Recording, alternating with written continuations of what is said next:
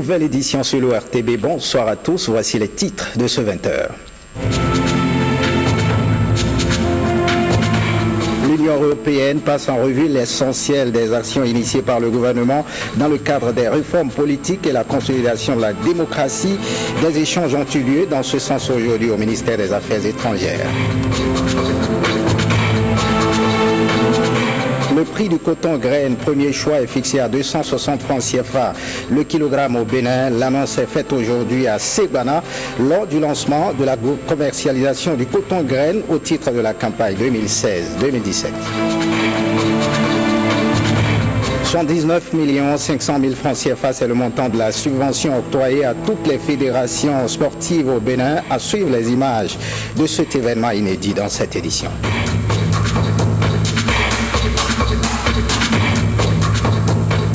Bienvenue si vous nous rejoignez. On prend la direction du ministère des Affaires étrangères, 4e édition du dialogue politique entre le Bénin et l'Union européenne. Aujourd'hui, cette rencontre qui a eu pour cadre le ministère des Affaires étrangères à Cotonou vise à passer en revue l'essentiel des actions initiées par le gouvernement dans le cadre des réformes politiques et la consolidation de la démocratie. Au thème des échanges, les deux parties ont livré leurs impressions au micro de Renoir Capot. Nous avons effectivement échangé, bien sûr, sur les relations bilatérales, mais également sur des sujets d'intérêt commun. L'Union européenne veut s'associer au Bénin dans la gouvernance de ces sujets qui sont d'intérêt universel, que ce soit le changement climatique, que ce soit la question de la pauvreté et son éradication, que ce soit l'impunité. Il doit y avoir une justice universelle qui s'applique à tout le monde et le Bénin comme l'Union européenne, nous sommes favorables à que cette justice soit là et les instances pour la gérer soient actives et durables. Nous avons également évoqué toutes les questions liées à la réforme des institutions dans le pays et surtout tout ce qui a trait à une meilleure transparence et crédibilité dans la gestion de finances publiques et de la chose publique en général. Et là-dessus, on a eu des échanges très approfondis avec beaucoup de questions de notre part. On les a soumis à beaucoup de questions, mais nous avons obtenu de très bonnes réponses de la part de garde des Sceaux, de la part du ministre de l'Économie et des Finances, de la part du ministre de l'Intérieur et également, naturellement, de son Excellence, le ministre des Affaires extérieures. Et je dois dire avec beaucoup de satisfaction que la matinée que nous avons passée ensemble, ça a été très très fructifère. Mais je pense que ce 4e dialogue politique au titre de la Convention de Cotonou entre l'Union européenne et notre pays nous a permis de faire le constat de la qualité de notre partenariat avec l'Union européenne. L'Union européenne est pour nous un partenaire stratégique dans les changements que nous entendons conduire dans le cadre de la politique du nouveau départ. Donc un partenariat qui se porte plutôt très bien. Cela nous a permis aussi d'informer nos partenaires de ce que nous essayons de faire, des réformes qui sont en cours et de celles qui sont à venir. Nous avons pu les informer, bien entendu, du programme d'action du gouvernement qui vient d'être adopté. Nous avons pu les informer aussi de ce que nous entendons faire en ce qui concerne les réformes politiques, de ce que nous entendons faire pour le nouveau budget qui a été soumis au Parlement, mais surtout sur les questions de gouvernance. Parce que lorsque vous évoquez les questions de gouvernance, vous vous référez aussi à certaines valeurs que nous avons en commun avec la famille européenne. Les valeurs liées au respect de la personne humaine, les valeurs liées à la bonne gouvernance, les valeurs liées à la redevabilité vis-à-vis de nos citoyens qui nous ont mandatés pour conduire les affaires publiques. Cet ensemble de questions ont fait l'objet d'un dialogue franc, ouvert, constructif. J'ai pu dire que lorsqu'on est sur le pont, comme dit le président de la République, on n'a pas souvent le temps d'aller dans les détails d'une communication tous azimuts. Et nous allons trouver le juste milieu qu'il faut pour que non seulement nous puissions continuer avec tonicité les changements que nos populations attendent, mais aussi communiquer non seulement avec la population, mais également avec nos partenaires qui montrent un intérêt à continuer à nous soutenir dans des exigences qui sont mutuelles. Et je dois dire que je suis très heureux d'avoir pu, avec Monsieur l'ambassadeur Joseph Coll conduit ce dialogue politique au titre de l'accord de Cotonou. Un tour à la brigade territoriale de Cotonou, affaire de 18 kg de cocaïne. Sébastien Germain Ajavon est toujours en garde à vue à la brigade de gendarmerie. Comment était l'ambiance aujourd'hui sur les lieux? Retrouvons nos reporters sur place, Bernard Diogwe et Alain Dossiervaux. Jeudi 3 novembre 2016, 7e jour de la garde à vue de Sébastien Germain Ajavon à la brigade des recherches de la gendarmerie de Cotonou. Les abords de la brigade sont restés clairsemés toute la journée. Les mouvements de foule des 6 premiers jours ont pratiquement fait place à un calme plat qui laisse croire que ce lieu a retrouvé son ambiance habituelle. Hormis les avocats de Sébastien Ajavon qui sont autorisés à lui rendre visite, seuls quelques proches parents, amis et sympathisants sont autorisés à franchir le portail de la brigade. Ce jeudi 3 novembre 2016, les barrages érigés par les forces de sécurité sont restés en place pour restreindre les mouvements sur les lieux. Les quelques inconditionnels militants et sympathisants sortis ce jour, bandeaux rouges autour de la tête, ainsi que les conducteurs de taxi-moto attendent impatiemment, en écoutant cette musique composée pour la circonstance, la sortie de Sébastien Ajavon.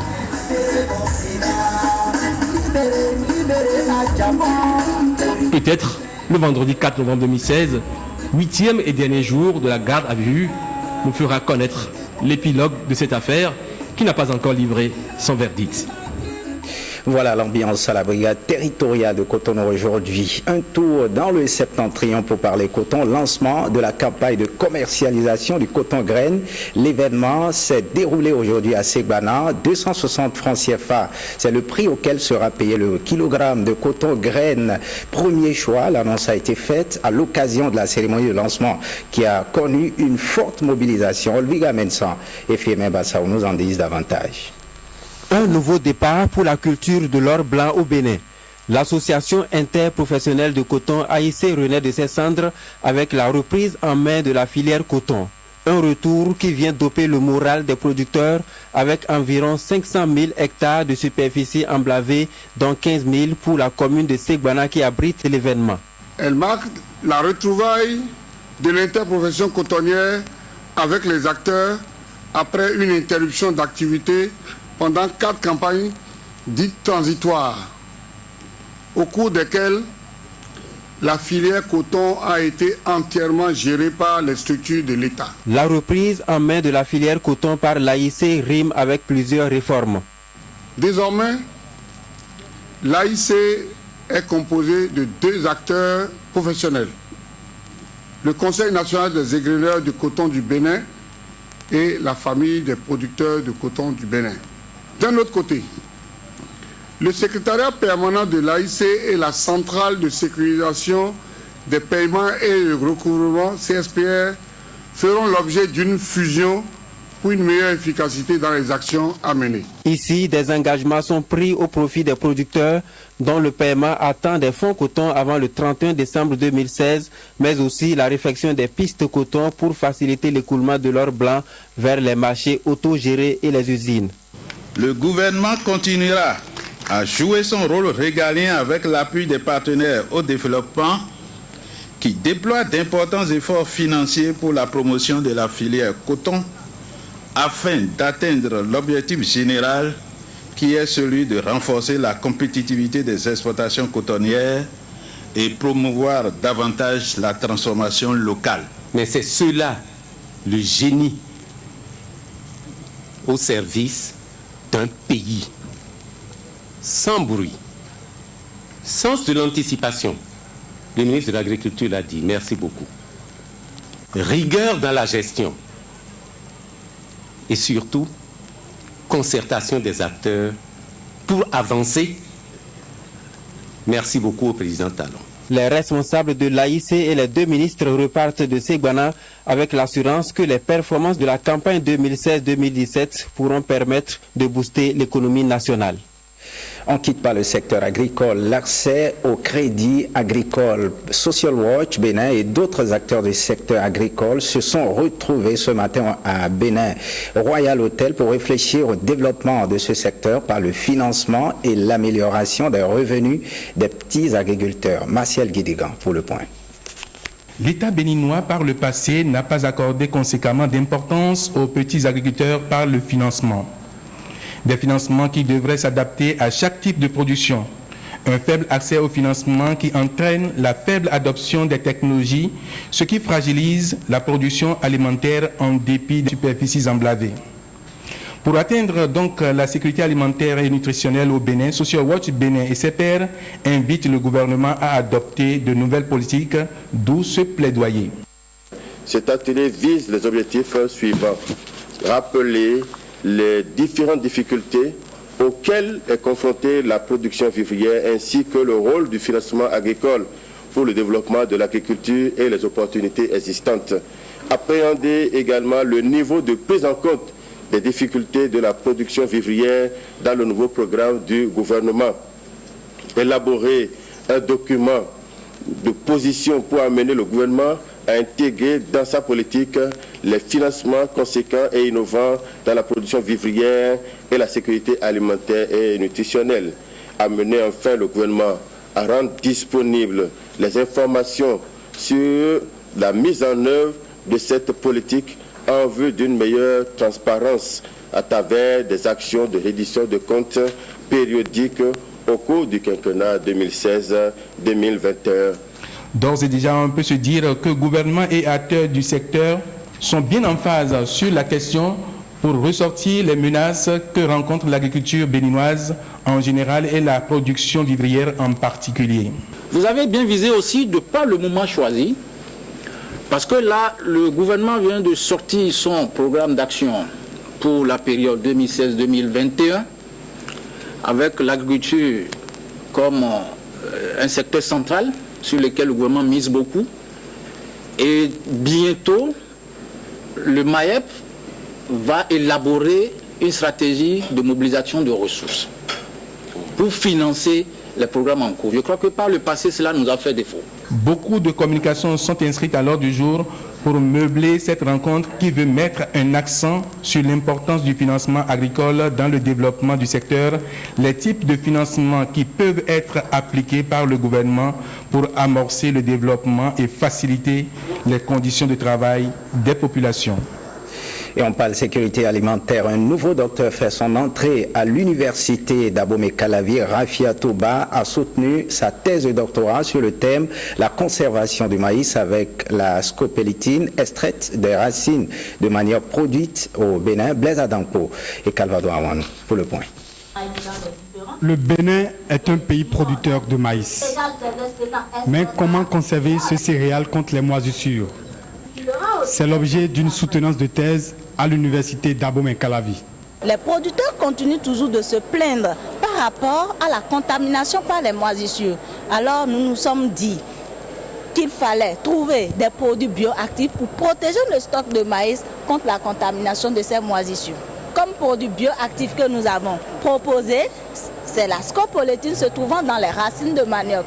Les producteurs ont déjà pour habitude de cultiver et le maïs et les racines de manioc dans le même champ. Donc ils ont déjà cette habitude-là. Alors il fallait trouver un produit qui soit très proche d'eux et très disponible pour qu'on n'ait pas encore à dépenser davantage d'argent pour pouvoir protéger ces maïs-là. Le jury a jugé que vous êtes digne de porter le titre de docteur de l'université d'Abomey-Calavi avec les mentions très honorables et félicitations.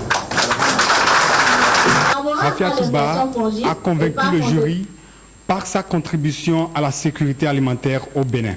L'utilisation des racines de manioc va permettre de réduire les pertes de récoltes et de tendre vers la sécurité alimentaire. L'ONG GRAD, groupe d'action de recherche et pour un développement durable par un guerre contre les sachets plastiques non dégradables. Elle propose des solutions de recherche pour garder l'environnement sain. Les réponses, les responsables pour atteindre leur objectif ont choisi la voie de la sensibilisation. Ils ont rencontré à cet effet les conducteurs de taxi moto à Cotonou. Héloïse Winato, c'est ça, c'est moi. Les sachets plastiques, source de pollution considérable pour l'environnement. Leur production émet des gaz à effet de serre responsables des changements climatiques. Et pourtant, chacun de nous en a utilisé au moins une fois dans sa vie. Les sachets plastiques, aujourd'hui, c'est partout. Vous allez à Malanville, surtout dans les frontières, vous les trouvez un peu partout. Tout le monde prend les sachets pour faire tout ce qu'on veut, mais ça tue. D'autres, plus graves, mettent des produits chauds dans les sachets plastiques. Mais c'est grave. On est en train de nous tuer petit à petit. Il faut donc refuser l'utilisation des sachets non dégradables. L'ONG GRAD, groupe de recherche et d'action pour un développement durable, en collaboration avec le ministère de Cadre de vie et d'autres partenaires, propose des alternatives. Des sacs biodégradables sont déjà conçus, existent et disponibles. Et je vous invite à avoir un comportement responsable. Faire changer de comportement impose l'information et la sensibilisation. L'ONG GRAD, créée depuis 1994, s'attribue cette tâche et sa cible, les conducteurs de taxi-moto émigrants. Les EM, parce que les émigrants aujourd'hui, c'est un corps social vulnérable, mais sur qui on peut compter pour faire beaucoup de choses. Donc, nous pensons, en passant par les EM, nous devons d'abord les organiser. Parce que quand vous n'êtes pas organisé, ils ne pourront pas écouter le message que nous allons porter. Ils ne pourront pas écouter le gouvernement, il faut les mettre ensemble. Et si vous mettez les événements ensemble, il faut que nous partageons les intérêts. Sinon, ils ne vont pas rester. Un projet de loi sur les sachets plastiques est déjà sur la table des députés. Si cette loi est votée, promulguée et mise en vigueur, elle permettra d'améliorer le cadre de vie des Béninois. Le ministre de l'Énergie, de l'Eau et des Mines renforce ses collaborateurs directs dans le domaine du management. La formation vise à améliorer le climat de travail au sein de cette structure. Compte rendu Cécile Ondé, Patrick Benou. 24 heures d'échange et de partage d'expériences. Ces cadres du ministère de l'Énergie, de l'Eau et des Mines reçoivent ici des techniques pratiques sur la bonne gestion des ressources humaines. L'idée est de développer davantage chez ces agents l'esprit d'une bonne collaboration. Le rôle central et vital du secteur de l'énergie, de l'eau et des mines dans le quotidien des populations béninoises impose à toutes les personnes en charge de la gestion d'un personnel d'au moins 5 agents des réflexes, des aptitudes, des comportements. On nous attend fortement. J'en ai pour preuve les différents événements qu'on a connus ces derniers jours, ces dernières semaines, et combien le retour à la normale dans différents domaines est de nature à rassurer nos concitoyens, est de nature aussi, à leurs yeux, à nous donner crédit, à nous donner confiance pour qu'on puisse continuer à faire ce travail qui est le nôtre, qui nous a été confié. Et confier un travail à quelqu'un, c'est parce qu'on a confiance à la personne. Donc c'est ensemble qu'on va réussir cette mission. Le ministre de l'Énergie, de l'Eau et des Mines semble être déterminé. Il souhaiterait que ses collaborateurs se mettent au pas pour le bonheur des populations. Ouverture ce matin à Cotonou d'un atelier de renforcement des capacités des cadres du ministère du Travail, de la fonction publique et des affaires sociales. Une journée pour s'approprier les techniques d'élaboration et de traitement des communications à introduire en Conseil des ministres. Clotaire Oueco et Francis Faton.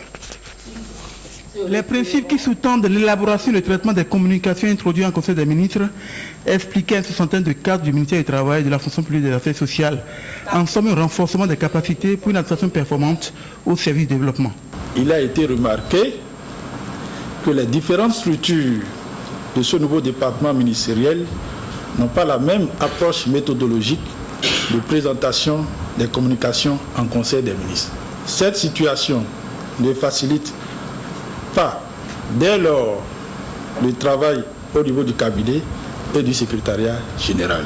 Dans l'optique de corriger ces dysfonctionnements pour une harmonisation dans l'élaboration et le traitement des communications en Conseil des ministres, la présente formation a été initiée à l'intention des cadres et responsables à divers niveaux de notre ministère. Vous faire approprier les directives actuelles de la présidence de la République et les principes qui sous-tendent l'élaboration et le traitement des communications. Vous apprendre les différentes techniques d'élaboration et de traitement des communications à introduire en Conseil des ministres en matière de fond et de forme. Corriger les disparités observées dans le traitement et l'élaboration des communications au Conseil des ministres reste l'intérêt de cette immersion de 24 heures des cadres du ministère du Travail, de la fonction publique et des affaires sociales. D'un ministère à un autre, le ministre des Sports a octroyé une subvention de 119 500 000 francs CFA à toutes les fédérations sportives, une première au Bénin. Rosemont Thiapé et Hugues Zissozon pour le point. Et mois d'attente, puis ceux de novembre, Bonaventure Kofi Kodja, le directeur du sport d'élite, annonce la remise des chèques dans la transparence aux différentes fédérations. L'organisation d'une cérémonie officielle à cet effet marque une rupture. Elle donne un signal fort et concrétise l'engagement du ministre Oswald Omeki à imprimer une nouvelle dynamique à la collaboration entre son département ministériel et les fédérations sportives. L'ensemble des fédérations sportives du Bénin reçoit un montant total de 79 500 000 francs CFA devant la presse. Une grande première. C'est la première fois qu'une autorité à la tête de notre ministère, le ministère des Sports, choisit de faire les choses dans la transparence en ce qui concerne la subvention, ou en d'autres termes, l'appui que l'État a décidé d'octroyer à ses partenaires. La saison sportive démarre plus tôt. Le ministre des Sports a promis faire les choses l'année prochaine en respectant la norme. Je veux ici renouveler mon engagement à faire en sorte que désormais les subventions parviennent aux fédérations au cours du premier trimestre de l'année en question. Nous nous sommes engagés dès l'année 2017 à investir dans le sport parce qu'une fois encore, nous croyons que sur le plan du sport, le Bénin est un pays dont le potentiel est énorme. Cette année, certaines fédérations n'ont pas pu participer aux compétitions sur le plan international, faute de moyens.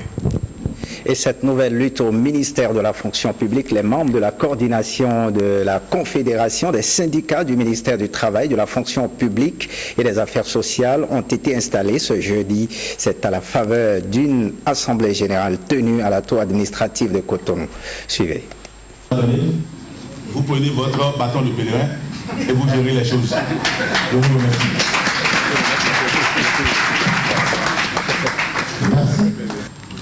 Chers camarades, pendant notre mandat, je ferai du MTF Pass un ministère phare et bien gouverné.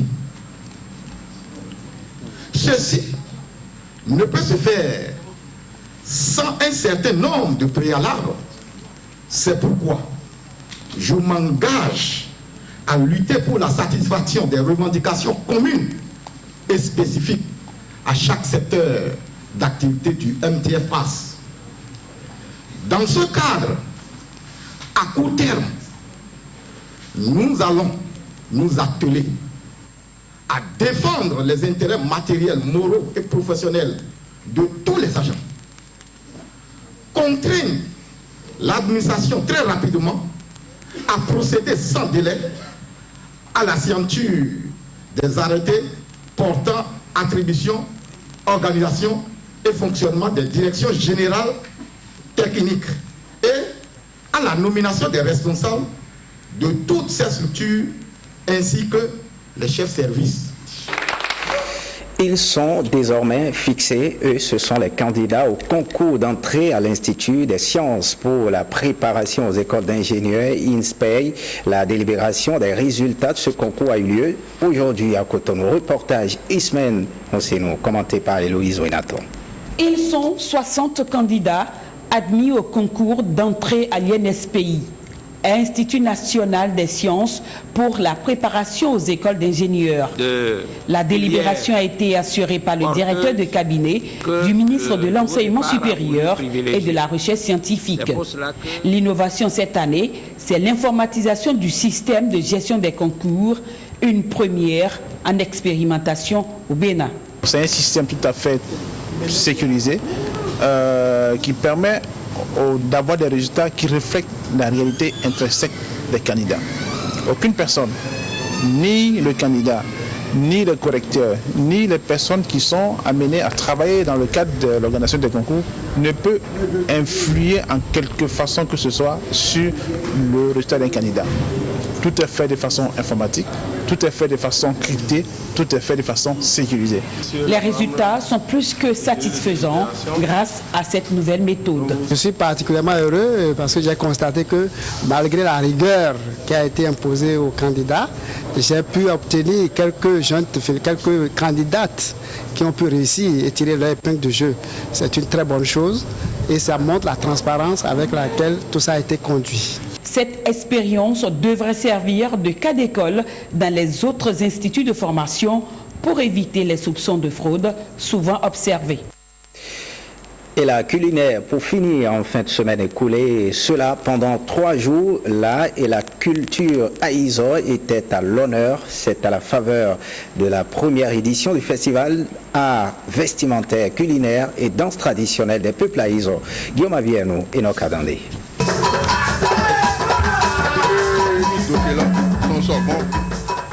Là, il y a un faut t'aider. Nous avons baillé le sol. De l'année, nous avons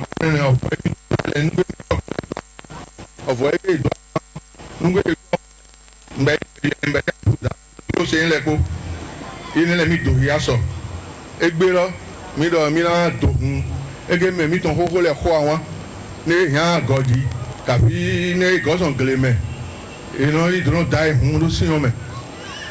Bon, ils dit depuis que on a timba. Bon, il a dit qu'on a gagné, il m'a publié. Nami dotakundo. Nous les fondis. Na il est sur quoi thème. Mais toi, bon m'appelé. Mais toi, bon m'appelé. Il a encore quoi pour il a profité de ton même. Mes bon ami c'est Aïzo, si nous voilà, Nyanga. Nous dokia mais pour les dormir au Soumiro au Bénin loga on a eu Bénin à mon nous a mis dans les et confort n'a médié les temps. Fin de ce journal, merci de l'avoir suivi. Le programme prévoit à partir de 20h30 le magazine sans commentaire et un débat sur le thème Nouveau départ 6 mois après, quitte du mandat unique et le feuilleton Windek. Prenez le rendez-vous du journal du soir aux environs de 23h avec Jérôme Hongbo. L'actualité, c'est aussi sur le site de l'ORTB, www.ortb.bj. Merci de votre fidélité. L'ORTB passe sans vous.